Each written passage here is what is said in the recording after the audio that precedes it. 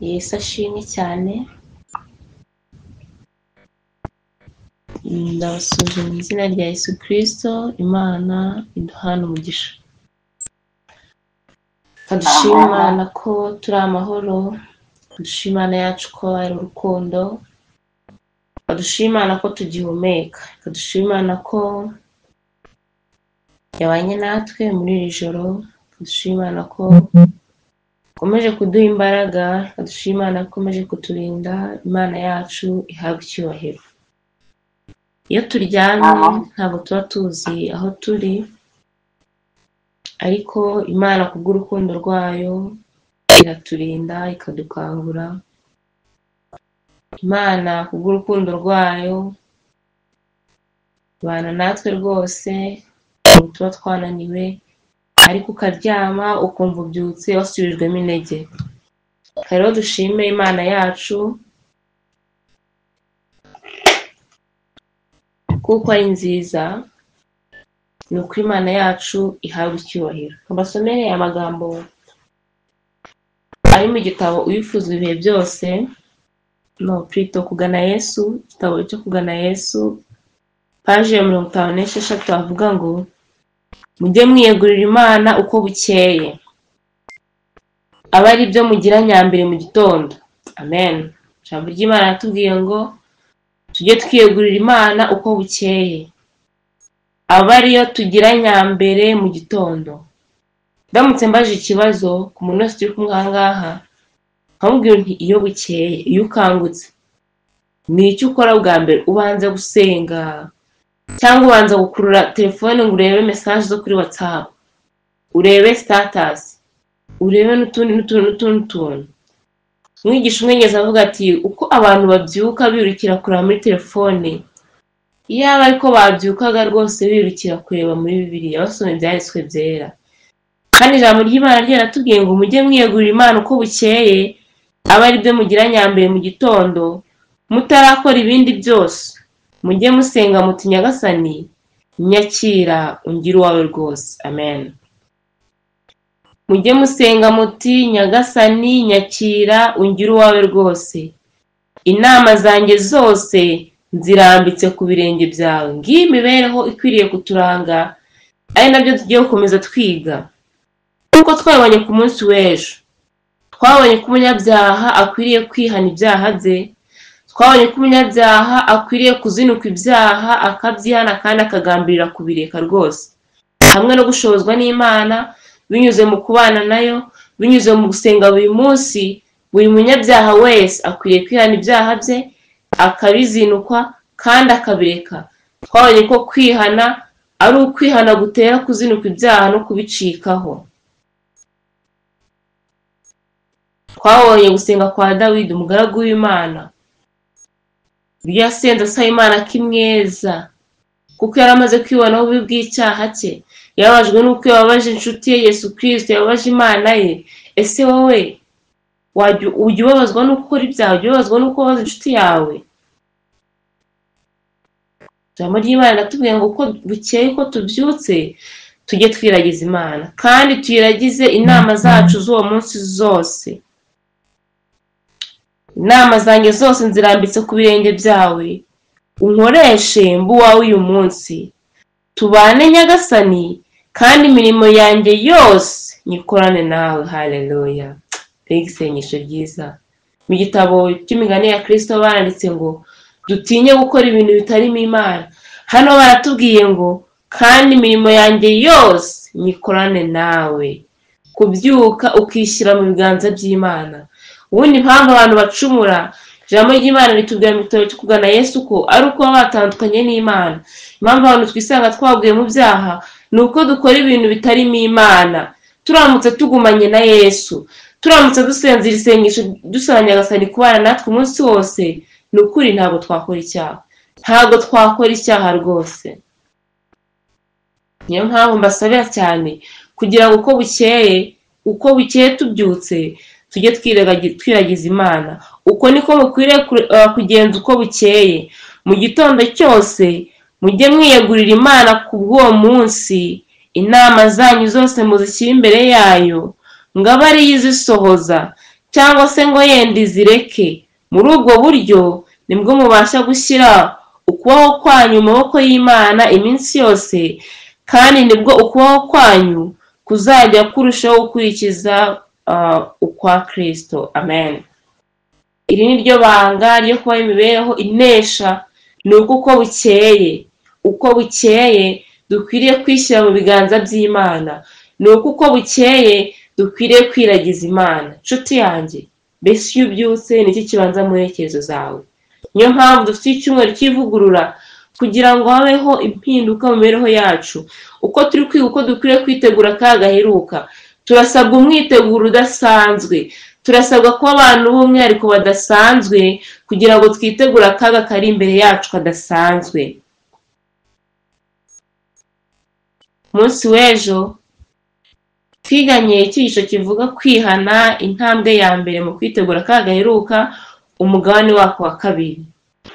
Twabonye neza ko baze y'ibintu byose, baze y'ubukristo, baze yo kugira ngo tuzazamuke iki kirere, ni uko tuba twarihanye, ni uko habayeho ku byago bwa kabiri. Imirimo yose waba ukora tugiye kubireba, ibintu byose waba ukora ariko utarabyaho bwa kabiri, utarihanye, nta kintu byaremeze rwose, nta gaciro bifite mu maso y'Imana. Nkunda kubwira abantu ni tujye twiga ariko tunatekereza. Wige ariko unatekereza, nawe ubwawe utekereza, uzundi ibintu ndimo bimariye iki? Ibintu ndimo bikorana ubuhe bushishozi? Ibintu ndimo mbikora ku bwande, ese ni ku bwanjye cyangwa ni ku bwa Kristo? Tugiye kwigana amagambo avuga ngo impinduka ziva mu kwihana, cyangwa se ingaruka ziva mu kwihana, urugendo rwo kwezwa. Tugiye kwigana amagambo avuga ngo impinduka cyangwa se ingaruka, rimwe mu iryo jambo ryakora, ingaruka ziva mu kwihana, urugendo rwo kwezwa. Kadusenga Imana. Wera Imana ishobora byose, izina ryawe rihabwe icyubahiro. Tugushimiye kuri Imana idukunda, tugushimiye kuri Imana umubyeyi wacu, tugushimiye ko watanze umwana wa Yesu Kristo akarucunguye ibyaha byacu. Ibyo biratunezeza kandi bikadutera ishema rwose. Ibyo bituma twumva turinzwe kuko dufite amaraso ya Yesu Kristo yatuguze igiciro cyinshi. Imana uduhe kuyizera, kandi ubwo turi mu isi y'ibyaha, isi yangijwe n'icyaha, reka buri munsi uko bukeye tujye tukwiragiza kugira ngo ubane natwe mu mirimo yacu. Kandi Mwami Imana, tujye twisuzumisha ibyanditswe byera binyuze mu kwiga Bibiliya no gusenga, kugira ngo ahari umunsi nujya wira tujye tureba ko tutatandukire ngo tujye kure yawe, maze dusaba imbabazi z'ibyaha byacu. Mwami, urifuza ko tugira impinduka mu mibereho yacu, urifuza ko tuba abantu b'umwihariko badasanzwe, urifuza ko habaho kwihana, kandi kwihana kwacu kugaragarira abandi, bityo bikareshya abandi kuza kuri wowe. Mwami mwiza, uduhe guca bugufi, uduhe kwemera kwigishwa n'ijambo ryawe, kandi aho ijambo ryawe rirakora ni ukuri udukangure, aho ijambo ryawe rirakora ni ukuri uduhe kwihana, turinde kwinangira. Bisabye Imana Data mu izina rya Yesu, amen.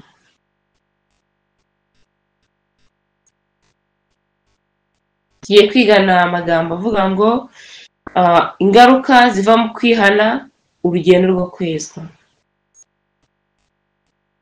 Hari umubyeyi umwe wambajije aho twari turi ejo,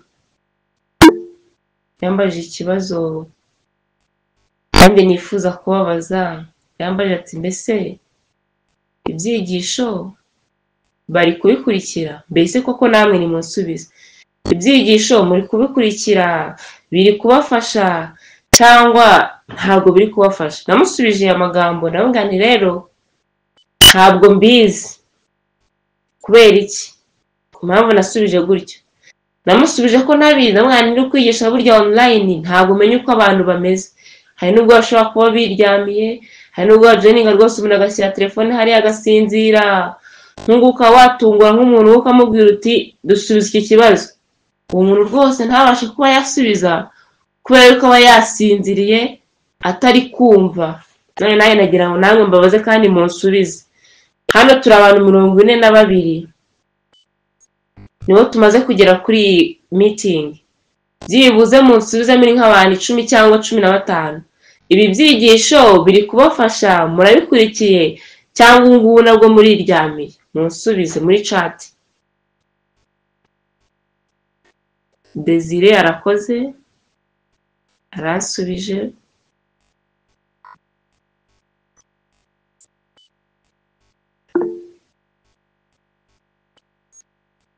Mvaho cya nawe yahisemo kumanika ikiganza, ubwo arasubije. Mukundwa nawe nuko, Enoch Nkuru nziza nuko, Augustin Hategekimana nuko, Elena Wijuru Robeni, Patrick Shimwe Olivier, Mutsinzi Seti, Julienne Nirere, Ange Onyibuka, Ikuze Mary, Joel Pacifique, Fred Mutabaruka, mwese Aurayisi niyo yita, Eliezeri, Rachel, Imana ibaha umugisha pe. Biragaragara ko rwose turi kumwe. Imana ibaha umugisha cyane. Imana ibaha umugisha.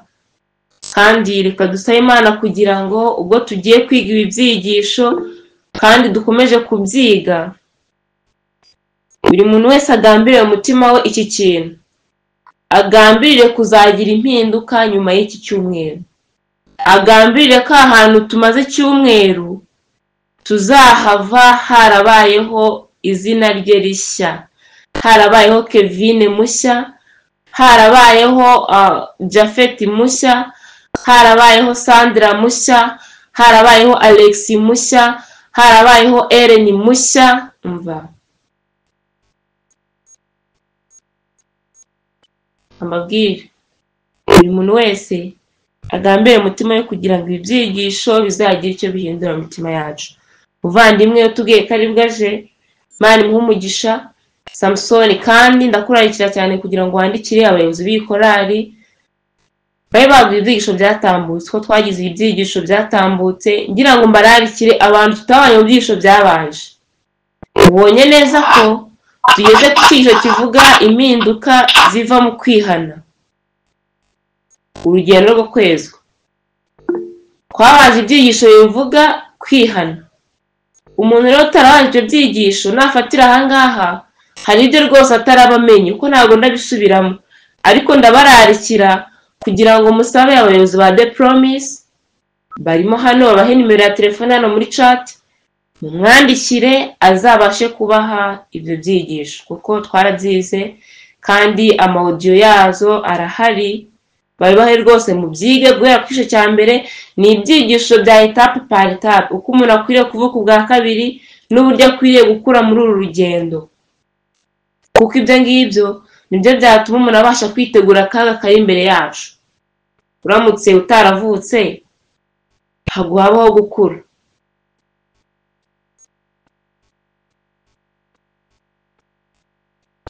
Ubwo bavuze ko ngo batinda kubona link bagakererwa, oya, aho ngaho babeshyeye, kuko link dukoresha ni imwe. Nimba warabonye link ku munsi wa mbere dimanche dutangira, iyo link nayo dukoresha kugeza ubu ngubu.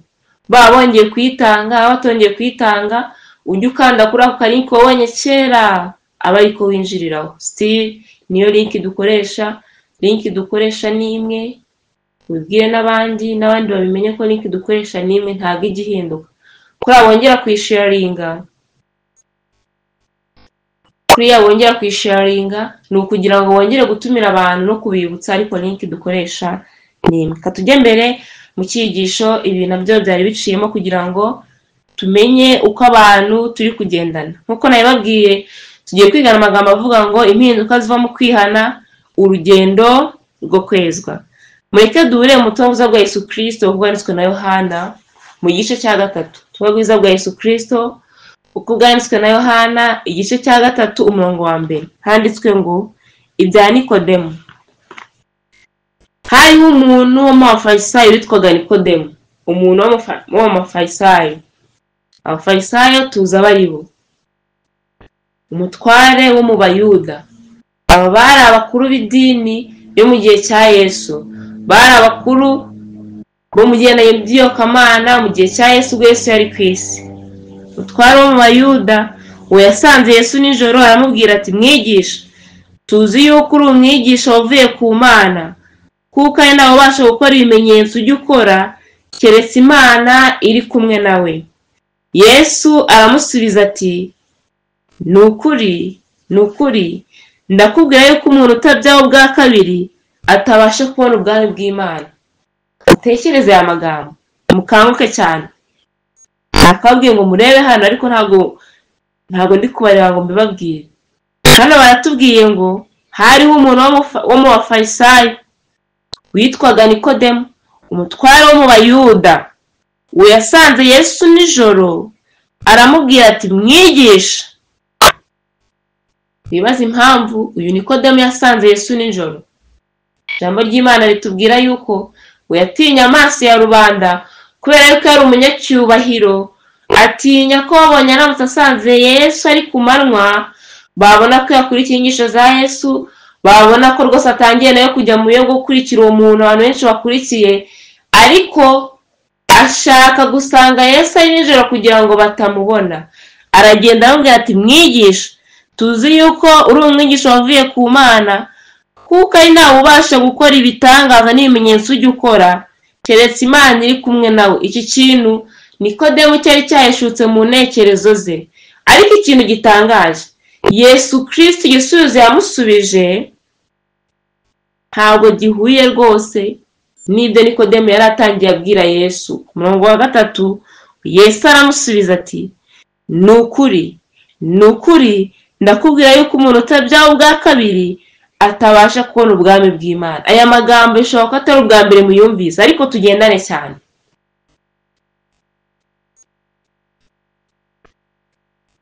Umuntu aragusanze akubwiye uti, tuzi yuko uri umwigisha waturutse ku Mana, ko ntawe ubasha gukora nk'ibyo gute nk'ibyo ukora. Ariko Yesu ahita amusubiza ati, utabyaho ubwa kabiri ntabasha kwinjira mu bwami bw'Imana. Nababwiye amagambo ku munsi w'ejo, nababwiye impamvu turiho ku isi. Ni impamvu ebyiri. Iya mbere ni ukugira ngo twihane, iya kabiri ni ukugira ngo tubwirize abandi ubutumwa bwiza. Muri iki cyigisho cy'uyu munsi tugiye guhamirizwa neza ibyo magambo nababwiye, ari nacyo Yesu Kristo yakoreye hano Nikodemo. Yesu Kristo yarebye icyo umutima wa Nikodemo ukeneye, aba ari amuha. Nawe Yesu Kristo nuko twinangira tukanga kuva ku izima, ariko umunyabyaha wese uri kuri iyi si nta kindi Imana yifuza kudukorera. Umuntu wese uri kuri iyi si nta kindi Imana yifuza kudukorera uretse rwose kuduhindura, uretse kuba twabyaga ubwa kabiri hakabaho guhinduka. Ibindi byose tugenda twirata, ibindi byose tugenda tuvuga, ibindi byose tugenda twihimbira ubwacu nta kamaro. Ikigize cyo kirara ishinga ku Mana, icyanezeza Imana ni ukumva imibereho yacu yarahindutse, ni ukumva twarabyawe ubwa kabiri. Nikodemo ni ukwasubiza Yesu ati ku murongo wa 4 w'igice cya 3 cya Yohana, mbese umuntu yabasha ate kubyarwa akuze, yakongera agasubira mu nda ya nyina akabyarwa? Ese koko nawe byibazo, ubundi umuntu abyawe ubwa kabiri gute? Mbese umuntu yabyarwa akuze? Mbese yakongera gusubira mu nda ya mama we akabyarwa?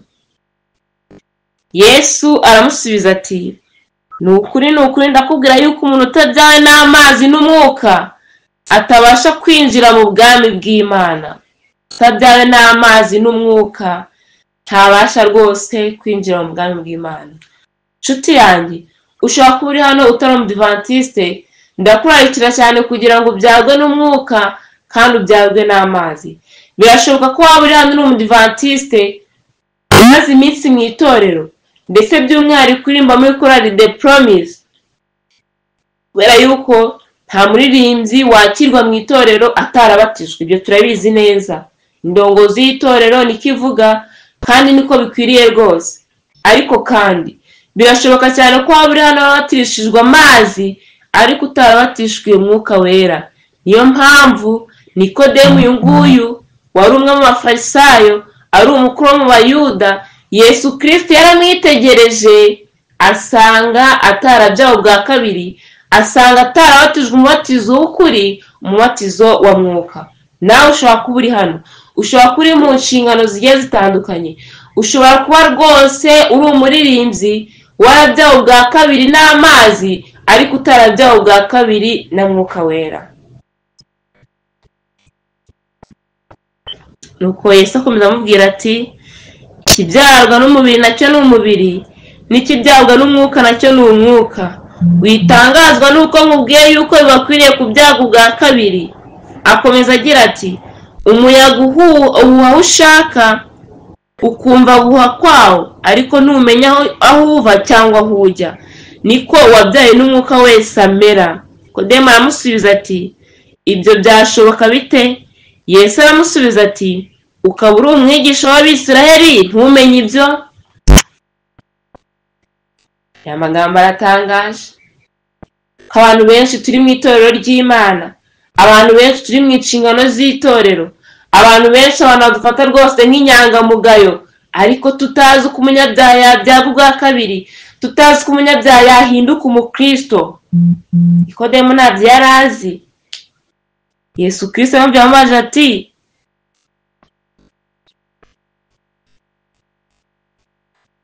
ukaba uri umwigisha w'Abisiraheli ntumenye ibyo? Nikodemo aramubaza ati byashoboka bite ko umuntu yabyawe ubwa kabiri? Ese yabasha gusubira mu nda ya mama akongera akavuka?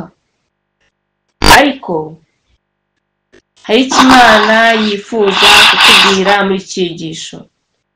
Inshuti yanjye, birashoboka cyane ko rwose umaze imyaka myinshi mu itorero, birashoboka cyane ko rwose uri n'umuntu w'umwizerwa abantu bakunda, ukorana umwete ibintu byawe ariko utarabyawe ubwa kabiri. Kandi ijambo ry'Imana ritubwira ko igihe cyose utarabyawe ubwa kabiri ntabwo uba uzwi mu maso y'Imana, kuko ntabwo uba uri umwana w'Imana. Ntabwo Imana iri gufata nk'umwana wayo. Imana igiye gutangira kurera. Twabibonye twishyuye kivuga ngo ingaruka ziva mu kwihana, urugendo rwo kwezwa. Tugiye gutangira kwigana iby'urugendo rwo kwezwa. Ariko umuntu wezwa ni uwuhe? Hezwa umuntu wihanye. Urugendo rwo kwezwa bivuze iki? Bivuze kuba warihanye ariko akaba ari imico yawe itarahinduka. Niyo mpamvu nshaka ko dutangira nk'impinja imbere y'Imana.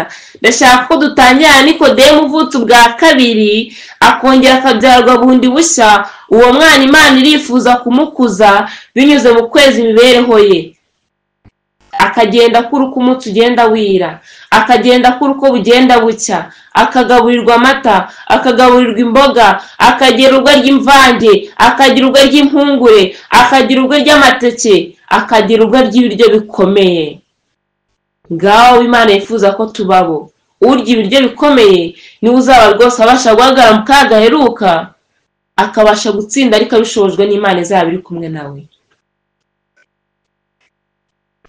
Hari amagambo ari mu gitabo cyitwa Imibereho Yejejwe, paje ya 9, handitswe ngo abenshi bavuga ko bejejwe mu by'ukuri ntibasobanukiwe n'umurimo w'ubuntu ukorera mu mitima. Abantu benshi bavuga ko bejejwe, abantu benshi bari mu itorero. Biragoye cyane ko umuntu w'inyangamugayo, umuntu ufite inshingano mu itorero, umuntu rwose w'umwizerwa, umuntu rwose w'inyangamugayo abasha kumva ko hari icyo abuze mu maso y'Imana, abasha kumva ko ari intungane, abasha kumva ko ibintu turi kwiga nta kintu bimurebaho, abasha kumva ko ibingibi biri kubwirwa abana bakiri batoya, abasha kumva ko ibyigisho bitagendereye umuntu w'umukuru w'itorero ngo bibe byatuma yihana, abasha kumva ko ibyigisho bitagera umudiyakoni ngo abe yatuma yihana, abasha kumva ko ibyigisho bitagendera umwanditsi w'itorero, umuyobozi w'abasore, umuyobozi w'icyiciro runaka ngo abashe kwihana, akumva ko ibintu bigenewe babandi bari inyuma y'abandi, babandi badafite inshingano mu itorero, babandi baririmbye oya ibi byigisho bigenewe umuntu wese turi kumwe aha ngaha. Imana irifuza gukangura imibereho yacu, Imana irifuza ko tubyagwa ubwa kabiri. Hano natubwiye ngo rero abantu benshi bavuga ko bejwe mu by'ukuri ntibasobanukiwe n'umurimo w'ubuntu ukorera mu mitima, ngo baramutse basuzumwe bakageragezwa basanga bameze nka wa mufarisayo wiyitaga umukiranutsi, ntibabasha gutandukanya ukuri n'ibinyoma, birengagiza ubushishozi no gushyira mu gaciro, bakiringira gusa amarangamutima yabo. Ibi byose bishingiye ku kumva hari urugero rwo kwezwa bagezeho mu mibereho yabo, binangira imitima, bagakomeza gukora ibidakwiriye, bakomeza kugaragaza gukiranuka kwabo mu magambo menshi, nyamara nta mbuto zishimwa muri bo zibasha kubigaragaza. Abantu benshi ukuntu batubona akabona turi abantu beza mu nsengero zacu, buri wese ahateranira turi abantu bagiye batandukanye, abantu bakabona umuntu mwiza kandi koko ukitangira umurimo, uri umudiyakoni, uterura intebe, uri umuyobozi, ukora ibintu byose bikajya ku murongo, ugakomeza kugira amagambo menshi meza. Ariko reka nkubwize ukuri, ibyo bintu byose urabikora, ni byiza kubikora, ariko niba ubikora utabigerekaho ko warahuye na Kristo ngo amenagure umutima wawe, akwemeza iby'icyaha, wihana ibyaha byawe, uhinduka umwana w'Imana, iyo mirimo yose uyikora ariko uri mu rugendo rwo kwezwa, nta kintu bizakumarira rwose. Nibwo abandi bazavuga ati nimwumve imbere mwa nkozi mwe singiza kubamenya, bavuga ati Imana twahanuraga mu izina ryawe, twakoraga ibitangaza mu izina ryawe, twakoraga ibi n'ibi mu izina ryawe. Reka nkubwire, bari abantu neza amagambo avuga ngo bariya abantu koko ibyo bintu bazaba barabikoraga, bazaba bafite imirimo yo kwirata koko. Ariko uyu munsi wa none njye nawe ubundi imirimo dufite twakwirata ni iyihe? Nimba bafite ibyo bakwirata bagiye bakorera Imana, ariko uyu munsi wa none kugira ngo wowe ubwawe ubyuke wicare muri salo yawe usenge, byarabaye ikibazo. Imirimo uzirata ni iyihe? Nimba ubwo udashobora kwiga uvuga ati uyu munsi ndagira icyo mbwiriza mugenzi wanjye kukuri namenye, ariko se urababwiriza wowe uri uwuhe? Ko ari mwe musangira inzoga, ko mufatanya ubuhehesi, kusanga amajoro bwira abakobwa bafatanya n'abasore mu mihanda, bamwe muri mahangaha ugasanga kuri telefone ibyo mukuru n'urukozasoni, uramubwiriza uri uwuhe? Watinyuka ute kubwira mugenzi wawe ijambo ry'Imana kandi nawe ubwo imibereho yawe utarahindutse, imibereho yawe yuzuyemo uburyarya, mwicarana mukavuga mugenzi wawe mugatangira gusebanya? Ntaho wahera rwose ubwiriza ubutumwa bwiza uwo muntu. Kubera ko imibereho yacu isa n'iyabo, ntaho twahera tubabwira iby'Imana. Nshuti yanjye, Imana irifuza ko waba impinduka mu mutima wawe kugira ngo ubwire abandi bya Yesu. Imana itwumvishe amagambo. Amen.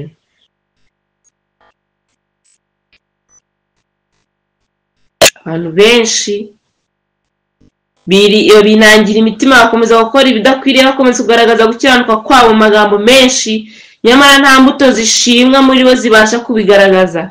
Aba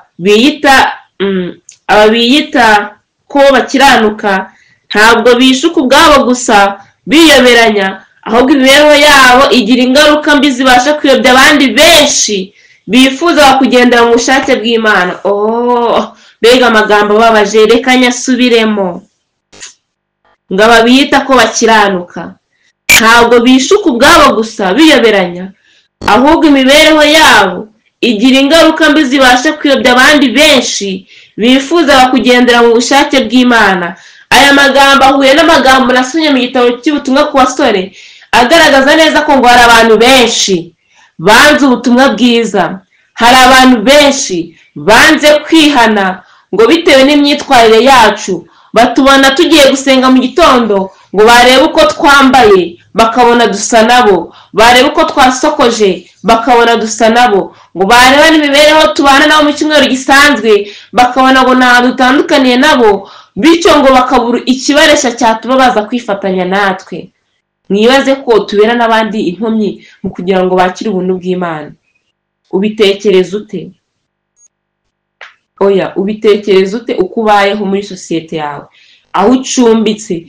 Abantu iyo bakubonye bakubona nk'umuntu w'Imana, imibereho yawe yabaneza kugira ngo bibareze kugera kuri Kristo, cyangwa rwose ahubwo babona ibyo urimo utabizi?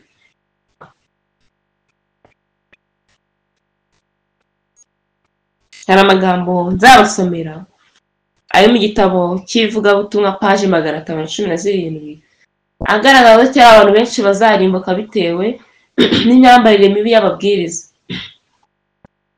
Imyambarire yonyine, uko wambara bikazatuma hari abantu barimbuka. Kuri akuntu twambara amakanzu aduhambiriye agaragaza imiterere yacu, kuri akuntu twambara amakanzu apasuye, kuri akuntu twambara amakanzu agaragaza ibituza, kuri akuntu abasore bambara amapoketi, abasore bambara udupantaro tubahambiriye tw'uducupa. Nimubishaka tuzabivuga. ariko icyo ndifuza ko Mwuka w'Imana agendera umutima wa buri muntu wese turi kumwe hano. Ikigendanye n'imyambarire, ikigendanye na buri kintu cyose kiri mu rugendo rwo kweza umuntu akwiye gukura mu nzira, inkomyi yose umuntu wese akwiye gukura mu nzira, ndifuza ko wowe unyumva uyu munsi uzifatira icyemezo atari kugira ngo reka ibi. Ndifuza ko Mwuka Wera akangura umutima wawe akawutigisa ukabona ko ibintu ukora bidakwiriye. Ubundi iyo wambaye ikanzu ugiye gusenga ukambara ikanzu imeze kuriya, muri wowe ugutekereza iki? Mbwiza ukuri. Oya, nganiriza ariko nk'utari kundeba.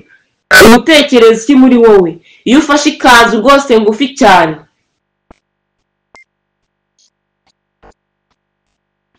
ukayambara ukaza mu rusengero rw'Imana?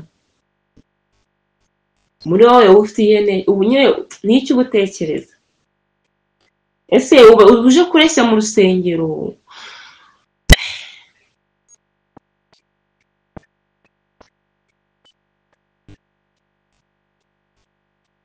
Ugasanga umuntu yaje yatukuje iminwa.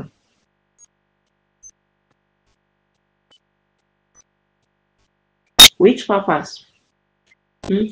Niye ntego ituma ukora ibyo? Abonye ikinezeza Imana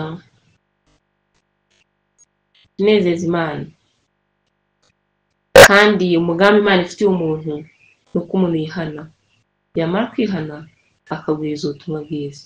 Inshuti yanjye, ndakurarikira cyane kugira ngo Mwuka Wera agendere umutima wawe, Mwuka Wera agendere intekerezo zawe. Ubwibone bubanziriza kugwa. Kwishyira hejuru n'ubwibone nibyo byatumye Satani yishyira hejuru mu ijuru, abasha kwirukanwa mu isi. Ubwibone buratumaze rwose.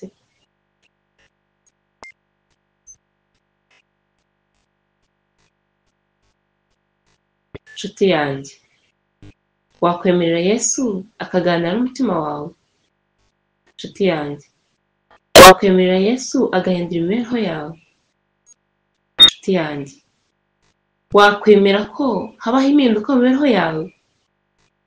Ndakwinginze cyane, ndakwinginze mu izina rya Yesu Kristo, utekereze impamvu y'ibyo ukora.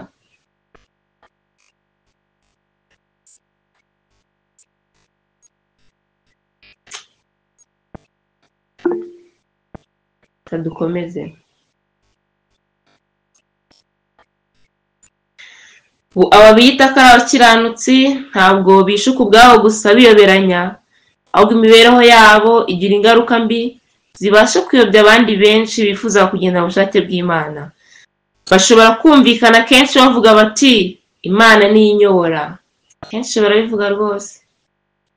Cyambere ngo Kristo ni mu mutima, Imana iri mu mutima, umuntu akambara uko yiboneye, Imana iri mu mutima, umuntu akisiga ibyo abonye ari ku minwa, ari ku nzara, bakogosha ibitsike. Cyambere ni mu mutima. Kavuga ko Imana ariyo ngo ibayobora. Imana ngo ninyigisha ngo njye nta cyaha ngira. Ubu rwose wasanga ari umuntu uri kwiga ibindi bakumva ko ari umwere. Usengere cyane kugira ngo Mwuka w'Imana amenagure umutima wawe. Mwuka w'Imana atigise umutima wawe. Mwuka w'Imana ababurize amahoro mu byaha. Mutinye gukora ibintu bitarimo Imana. Mutinye gucisha ukubiri n'ubushake bw'Imana. Abenshi bahura n'uwo mwuka, basakirana n'umwijima, urujijo batabasha gusobanukirwa. Ariko ibi byose biterwa n'uko binyuranyije na Kristo, we rugero rw'ukuri.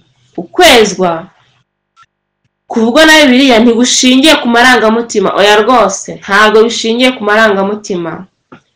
Niyo mpamvu ijambo ry'Imana ryatubwiye ku munsi w'ejo ko kwihana ni ukozwa n'ibyaha no kubicikaho. Ntabwo ari amarangamutima. Oya,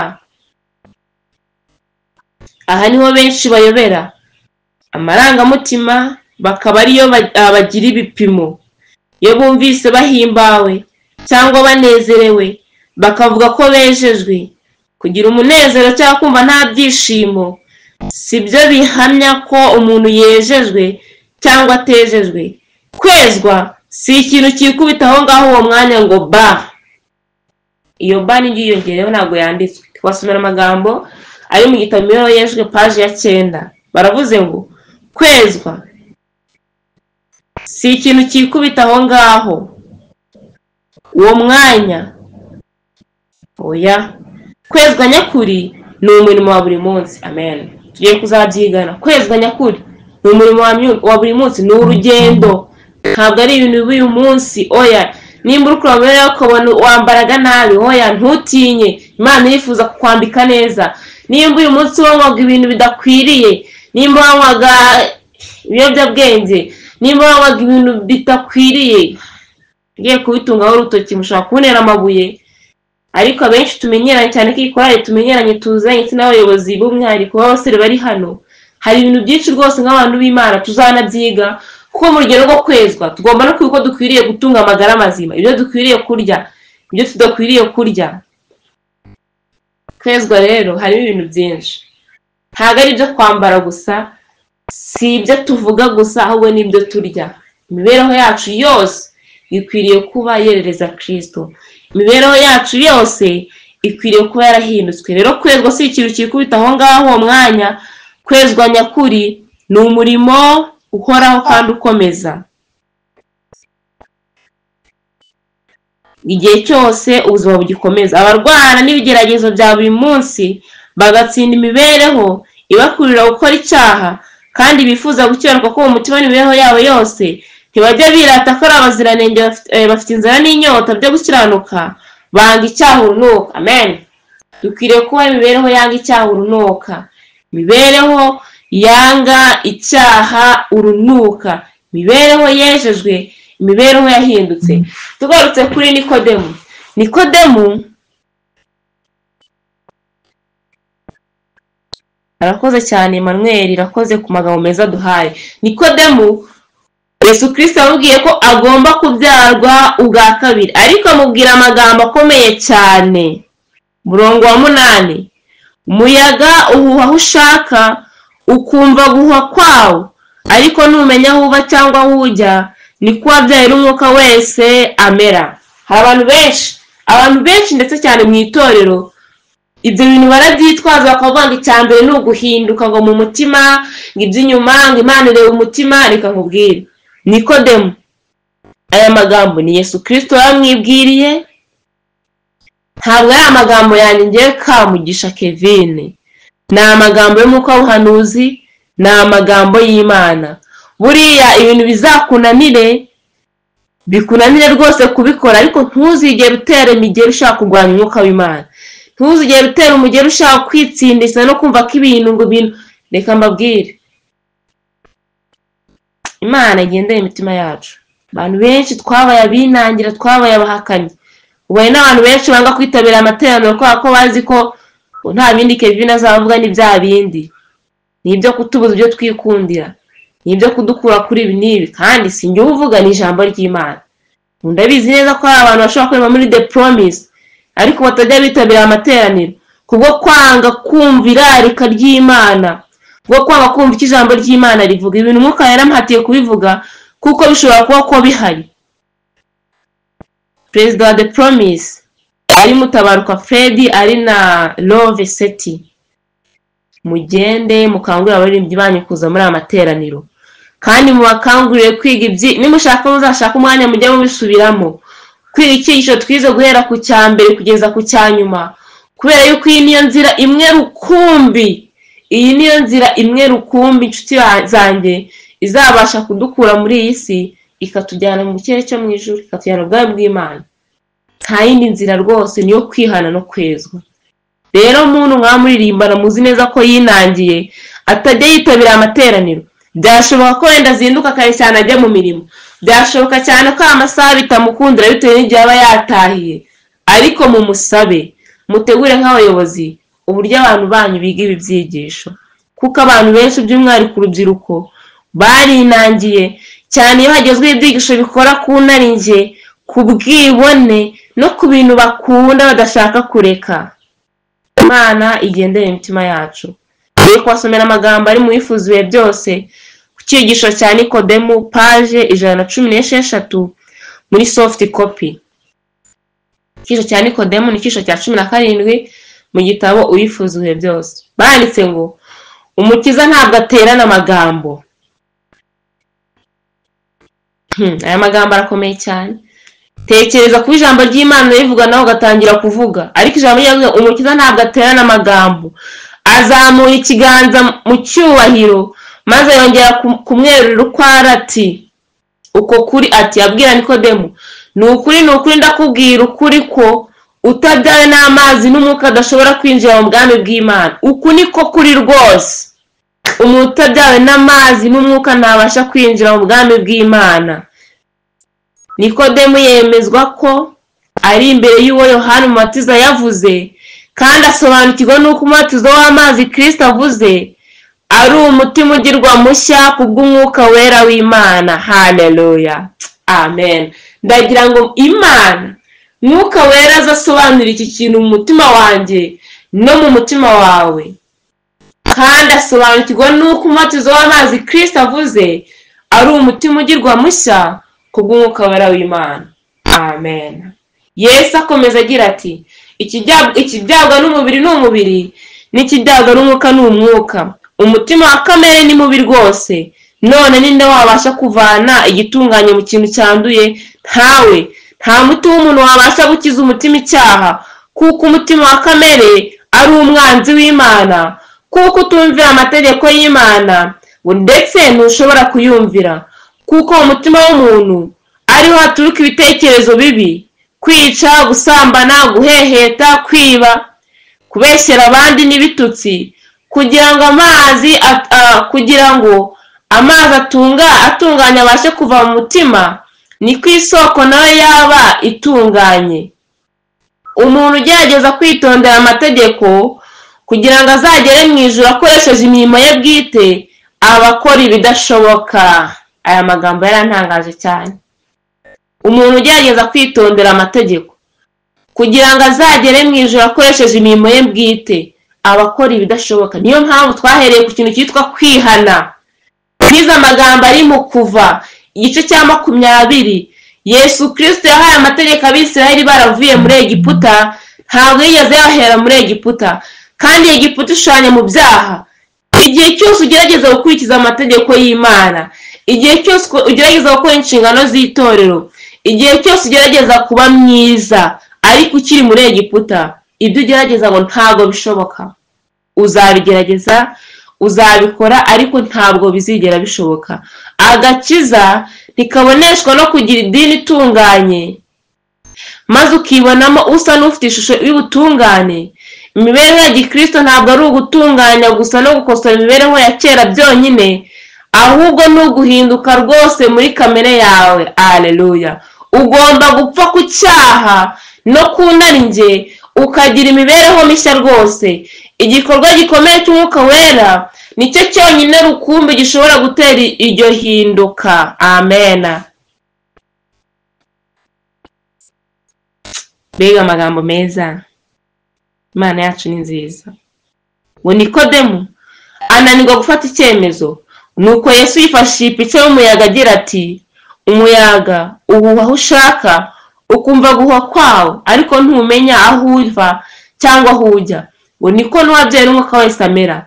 Iyo umuyaga uhuha mu mashami y'ibiti, wumva urusaku rw'ibibabi n'indabyo, ariko ntawe uwubona, kandi umuntu ntamenya aho uva cyangwa aho ujya. Ndabyibuka kera twiga primaire, ibyo rwose ndabyibuka cyane. Twaga turi gukina nk'agapira muri break, kwa kundi twaga turi hanze, umuyaga uhuha, ukabona bya papuro twaga twateye hanze biragurutse, ibintu byose bikaguruka. Icyo gihe tumenya ko umuyaga uri guhuha, ariko ntubuza aho uva, ntubuza aho ujya. Icyo ubona gusa ni ingaruka z'uko hari umuyaga, kuko ibiti biri kuguruka, ibibabi bikagenda. Uko niko Umwuka wera akorera mu mutima.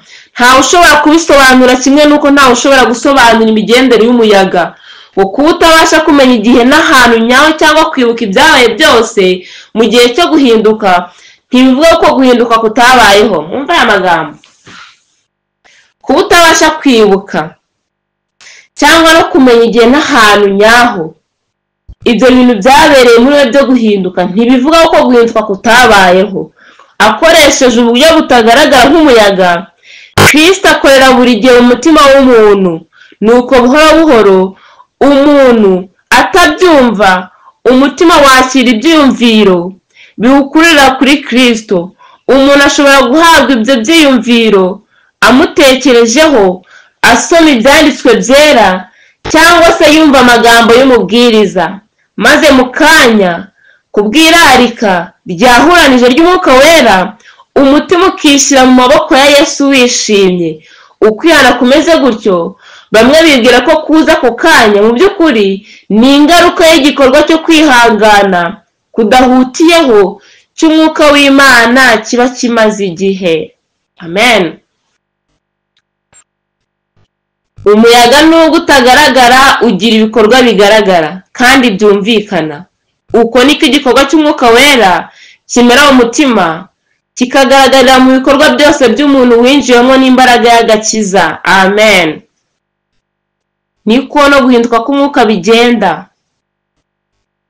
niko ingaruka zigaragara. nk'uko umuyaga tutamenya aho uva n'aho ujya ariko tukabona ingaruka zawo, niko n'umuntu wese Yesu Kristo yageze mu mutima we, niko umuntu wese Umwuka Wera yatsinze akamuyoboza iby'ibyaha umuntu akihana, niko ngo ahinduka, hagaragara n'impinduka mu mutima we. Nshuti yanjye, nimba rwose ukibona ko ukiri wa wundi wa kera, reka ngwize ukuri, ntabwo urihana, kuko ikintu kijyana kwihana bijyana no guhinduka. Tuzabibona cyane, kwihana bijyana no guhinduka. Iyo umuntu w'Imana, iyo Umwuka w'Imana yinjiye mu mutima w'umuntu, imibereho ye irahinduka. Haleluya. Aya magambo murumvise? Iyo Umwuka w'Imana yinjiye mu mutima w'umuntu, imibereho ye igenza gute? Irahinduka. Gutekereza ibyaha kurarekwa. Amen. Aya magambo muri kuyumva? Gutekereza ibyaha kurarekwa.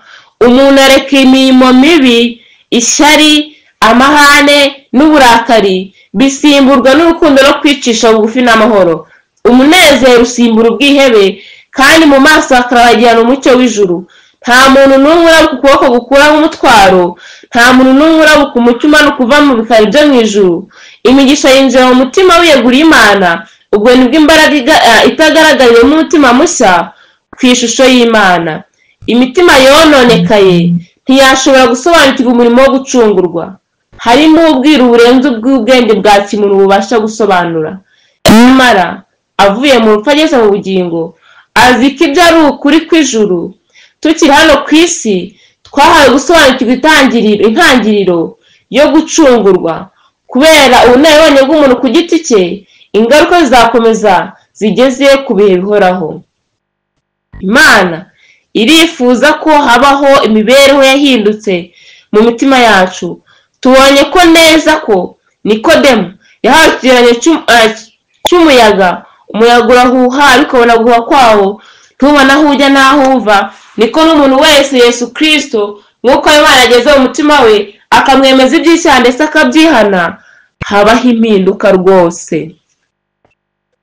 Umva, hano babitubwiye, ubwihebe burahinduka, ishyari rivaho, kuvuga nabi bivaho, gutonoma bivaho, ukavuga nk'umuntu w'Imana. Ibyo wakoraga byose birahinduka. Umunsi w'ejo tuzareba ibindi bizakorerwa mu rugendo rwo kwezwa. Izi ni ingaruka ziva mu kwihana, niyo magambo turi kwiga. Ingaruka ziva mu kwihana ni uko imibereho ihinduka, ni uko ibiti binyeganyega, ni uko ibyari byarabaye nk'ibigirwamana twashyize imitima yabo bikorwaho, Umwuka w'Imana akabimanura, ni uko ibyo twari twaririmbishije byose tubikuraho tukabishyira hasi. Ku munsi w'ejo tuzasoma amagambo agaragaza ibyo dukwiriye kureka, ndetse n'ibindi Umwuka w'Imana anagenda kumvisha ukwiriye kureka. Uzi neza ko ubikora nari njye, ubikora n'ubwibone. Reka Umwuka w'Imana agendere umutima wawe, reka Umwuka w'Imana agukorera icyo yakoreye Nikodemu. Reka Umwuka w'Imana aduye ku byago bwa kabiri k'umwimereri, aturinde amarangamutima mu byo kwihana, aturinde amarangamutima mu byo gukurikira Kristo, ahubwo twihane rwose. Reka buri muntu wese musabe cyane. Uyu munsi ni kuwa kane w'isabato. Uyu munsi ni umunsi itorero ryacu rigira amateraniro y'umwihariko. Reka nsabe buri muntu wese uri aha ngaha waba urajya mu kazi utarabona umwanya wo kujya mu materaniro, ariko ubwo tugiye kujya imbere y'Imana dusenga ubu ngubu, nawe mu rugo iwawe wongere wiherere usenge, ubwire Imana, uyitakambire uti Imana ndaje nk'uko Nikodemu yagusanze, yego nari umukuru w'itorero, yego nari umuririmbyi ukomeye, yego nari umuyobozi n'uyu n'uyu, yego nari mfite ubunararibonye mu by'Imana, ariko ndatsinzwe, mbonye neza ko ntacyo ndicyo imbere yawe, mbonye neza ko nuriye inkike, mbonye neza ko naje mu itorero ryawe ariko ntanyuze mu irembo, kandi irembo ni ijambo ryawe tubwira ko ari Kristo.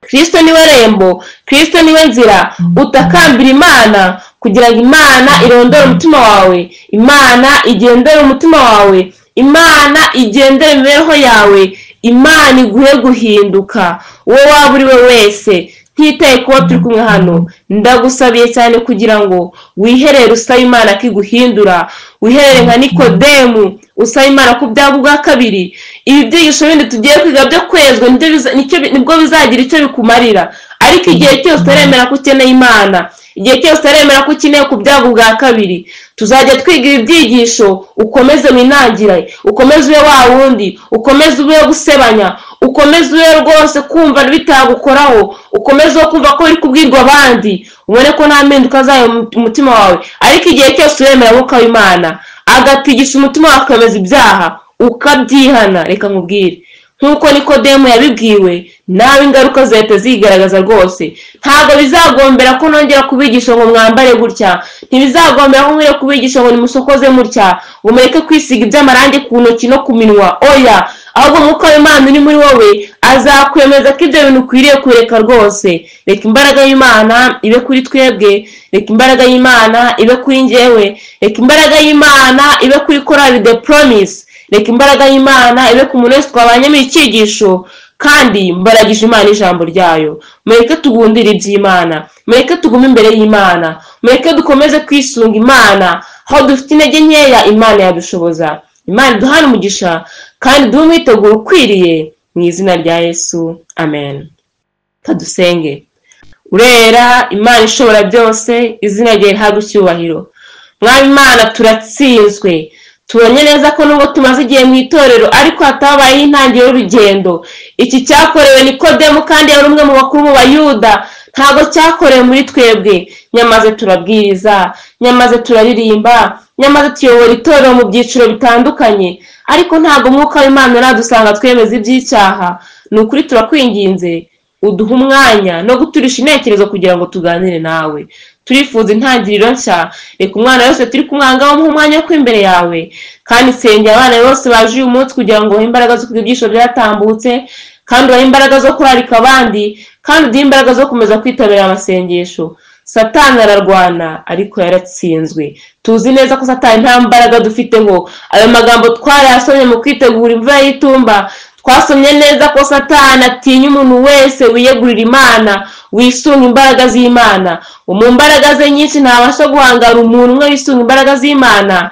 Reka twebwe twamenye iryo banga tukwisunge kandi tugumishe ikiganza cyacu mu cyawe, nk'uko ijambo ryawe ryatubwiye dutangiye ko dukwiye kwiyegurira uko bukeye. Uyu munsi wose wirwanye natwe, uhire imirimo y'amaboko yacu, kandi ntutureke ngo tujye mu byaha, ahubwo duhe kuba n'abaziranenge. Bisabye Imana Data mu izina rya Yesu Kristo, amen, amen.